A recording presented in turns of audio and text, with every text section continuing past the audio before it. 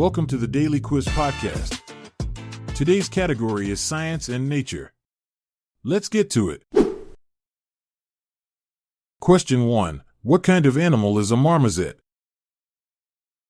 Is it A, a marsupial, B, a rodent, C, a bird, or D, a monkey?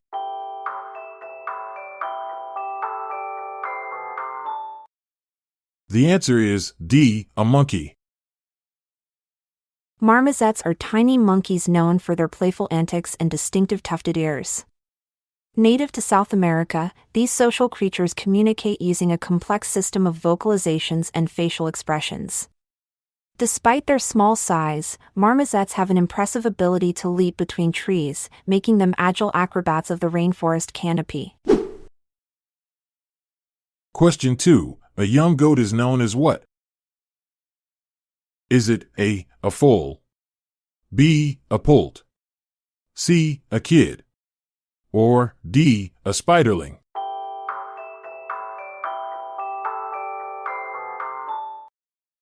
The answer is C, a kid. In the world of goats, a young one is charmingly called a kid. This term has been used since the 13th century and is derived from the Old Norse word kith. Interestingly, just like human kids, goat kids are playful and curious, often seen bouncing around energetically. Question 3. Which chemical has the atomic number 1?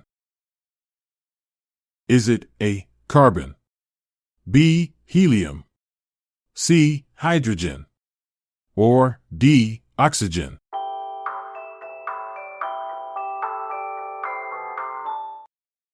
The answer is C, hydrogen.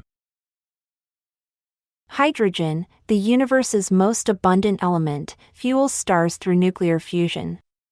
Despite its simplicity as the lightest element with just one proton and electron, it plays a crucial role in water formation and organic compounds. Its potential as a clean energy source makes it a star player in future technologies.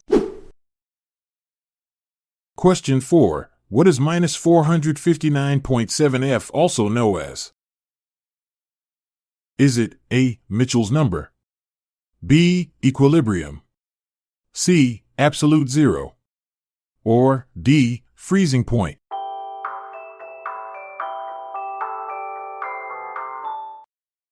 The answer is C, absolute zero.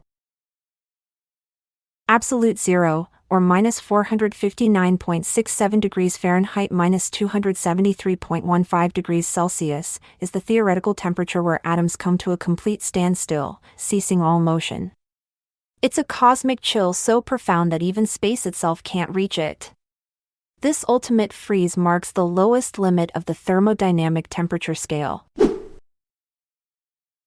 Question 5. What would you call a baby frog? Is it A, a piglet, B, a calf, C, a tadpole, or D, a maggot?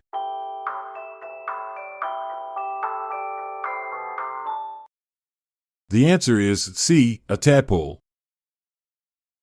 Before they hop around as frogs, these tiny creatures start life as tadpoles, living entirely underwater. Unlike their future selves, tadpoles have gills and tails for swimming. As they grow, they undergo a fascinating transformation called metamorphosis, gradually developing legs and lungs to prepare for life on land. Question 6. What does the acronym ROM stand for in computers? Is it A, read-only memory, B, random object medium, C, rare ownership modifications, or D, real orchestration mode?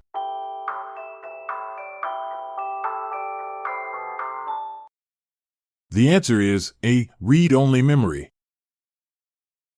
Read-only memory, ROM, is a type of non-volatile storage used in computers and other electronic devices. Unlike RAM, ROM retains its data even when the power is turned off. It's often used to store firmware, the essential software that boots up your device and ensures it functions correctly. Question 7. What would you call a male sheep? Is it A, a rooster, B. A ram, C. A jack, or D. A drake?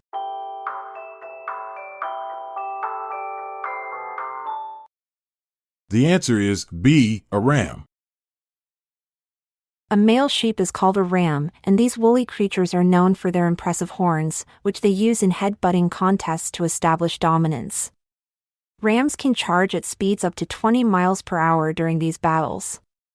Their horns continue growing throughout their lives, forming intricate spirals that can weigh over 30 pounds. Question 8. Who discovered the law of gravity? Is it A. Isaac Newton, B. Albert Einstein, C. Galileo Galilei, or D. Marie Curie?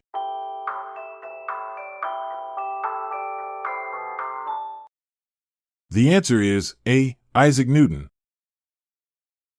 Isaac Newton's discovery of the law of gravity was famously inspired by a falling apple in 1666.